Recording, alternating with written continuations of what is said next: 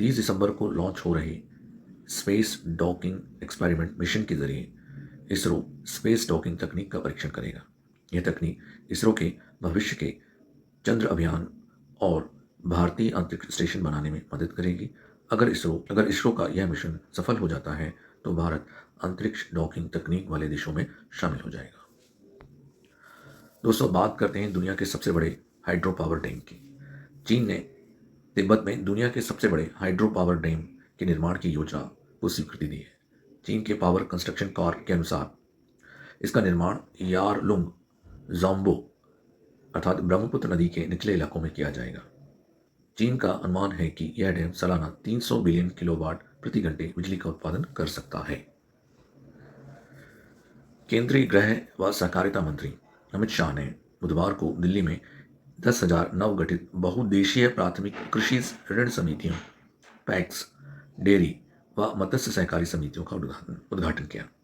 यह बात उल्लेखनीय है कि 2025 को संयुक्त राष्ट्र संघ के द्वारा अंतर्राष्ट्रीय सहकारिता वर्ष घोषित किया गया है। दोस्तों, मेलबर्न क्रिकेट क्लब ने सचिन तेंदुलकर को क्लब सदस्यता से सम्मानित किया है।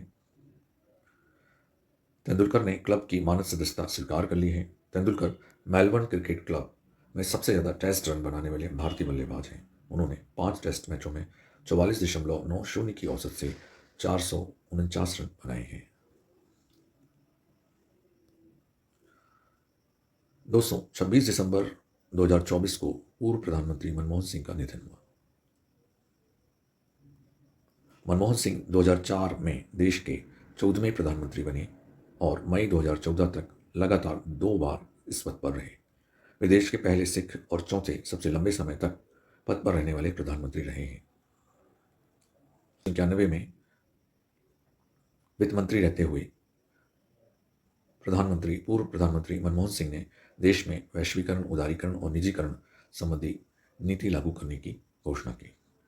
जून 2005 में उनके शासनकाल में सूचना का अधिकार अधिनियम लागू किया गया। सितंबर 2005 में ग्रामीण रोजगार गारंटी योजना, जिसे हम सभी मनरेगा के नाम से जानते हैं, ये उन्हीं के शासनकाल में प्रारंभ हुई थी। मार्च 2006 में अमेरिका से न्यूक्लियर डील समझौता उन्होंने संपन्न किया था। वहीं जनवरी 2009 में पहचान के लिए आधार कार्ड को स्वीकृति प्रदान की थी।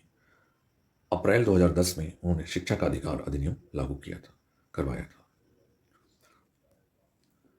दोस्तों, मनमोहन सिंह का जन्म 26 सितंबर 1932 को अविभाजित भारत के पंजाब के गाह, जो पाकिस्तान में है, हुआ था। पंजाब विश्वविद्यालय से उन्होंने ग्रेजुएशन और पोस्ट ग्रेजुएशन पूरा किया। कैम्ब्रिज यूनिवर्सिटी से पीएचडी और ऑक्सफोर्ड से डी.फिल किया। मनमोहन सिंह पंजाब विश्वविद्यालय तथा दिल्ली स्कूल ऑफ इकोनॉमिक्स में प्रोफेसर रहे।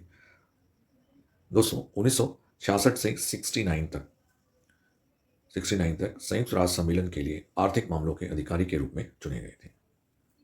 1971 में डॉक्टर मनमोहन सिंह को वाणिज्य एवं उद्योग मंत्रालय में आर्थिक सलाहकार के तौर पर नियुक्त किया गया। 1972 में उन्हें वित्त मंत्रालय में मुख्य आर्थिक सलाहकार नियुक्त किया गया था। इसके बाद वे योजना आयोग के उपाध्यक्ष नियुक्त किए गए। 1982 से 1985 तक आरबीआई के गवर्नर रहे। प्रधानमंत्री के आर्थिक सलाहकार के रूप में उन्होंने कार्य किया और विश्वविद्यालय अनुदान आयोग अर्थात यूजीसी के आयोग के अध्यक्ष के रूप में भी उन्होंने कार्य किया। 1999 में असम से राज्यसभा सदस्य चुने गए। इसके बाद वह साल 1995, 2001, 2007, 2013 में असम से राज्यसभा सदस्य चुने गए। 2019 में वे राजस्थान से राज्यसभा के सदस्य चुने गए थे। 33 साल तक राज्यसभा के सदस्य रहने के बाद 3 अप्रैल 2024 को सदन से रिटायर हुए। दोस्तों, 1998 से 2004 तक जब भाजपा सत्ता में थी, तब मनमोहन सिंह राज्यसभा में विपक्ष के नेता के रूप में उन्होंने कार्य किया। मनमोहन सिंह ने 1999 में दक्षिण दिल्ली में लोकसभा चुनाव लड़ा, लेकिन भाजपा के विजय कुमार मल्होत्रा से वे हार गए। 1991 से 1996 तक प्रधानमंत्री नरसिम्हा राव सरकार में वित्त मंत्री रहे। 2009 में मिली जीत के बाद वे जवाहरलाल नेहरू के बाद भारत के पहले ऐसे प्रधानमंत्री बने जिन्होंने 5 साल का कार्यकाल पूरा करने के बाद लगातार दूसरी बार प्रधानमंत्री बनने का मौका मिला। डॉक्टर मनमोहन सिंह भारत के दूसरे सबसे बड़े नागरिक सम्मान पद्म विभूषण से 1987 में सम्मानित किए गए। दोस्तों, पूर्व प्रधानमंत्री मनमोहन सिंह को साइलेंट पीएम के नाम से जाना जाता था। 2018 में उन्होंने अपनी किताब चेंजिंग इंडिया लॉन्च की थी। दोस्तों, बात करते हैं अंत में आज के इतिहास की। तो 27 दिसंबर 1911 को भारतीय राष्ट्रीय कांग्रेस के कोलकाता अधिवेशन के दौरान पहली बार जन गण मन गाया गया था। 27 दिसंबर 2007 को पाकिस्तान की पहली महिला प्रधानमंत्री बेनज़ीर भुट्टो की मौत हुई थी। उन्हें रावलपिंडी में एक चुनावी रैली में गोली मारकर उनकी हत्या की गई थी।